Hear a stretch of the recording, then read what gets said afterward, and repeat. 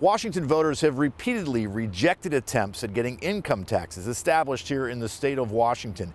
This bill, establishing one for millionaires, has passed out of the Senate and now it heads over to the House. And folks in favor and opposing this idea lined up to give those House members an earful. The tax would impose a 9.9% levy on household earnings above $1 million a year. In exchange, small businesses would see tax breaks and the sales tax on grooming and hygiene products would be eliminated. The state's Working Families Tax Credit would also see a boost in funding for low-income residents.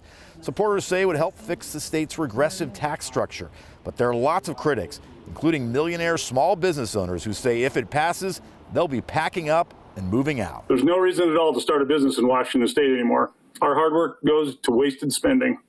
My company is actively shifting our operations away from the state of Washington, and I'll leave as soon as I possibly can. Since a lot of the people here are actually speaking on behalf of education, how about a lesson that I learned when I was in elementary school?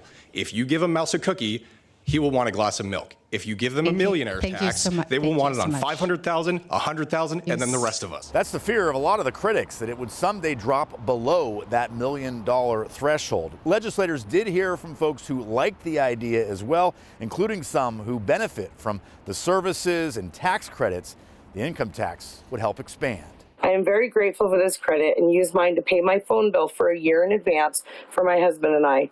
It takes one monthly payment off my list, and I know it's taken care of so that doctors and schools and my children can always reach me. Caregivers and vulnerable residents don't have the option to leave. It's time to fix our upside-down tax code and protect the people who truly cannot afford these cuts. For these sorts of public hearings, people can either sign up to testify or just to have their opinions heard, pro or con, on a bill. There's an investigation underway because, according to the House committee chairperson, there were thousands of names that were duplicated on the rolls, and then there were hundreds of people who didn't sign up, whose opinions were put on the record.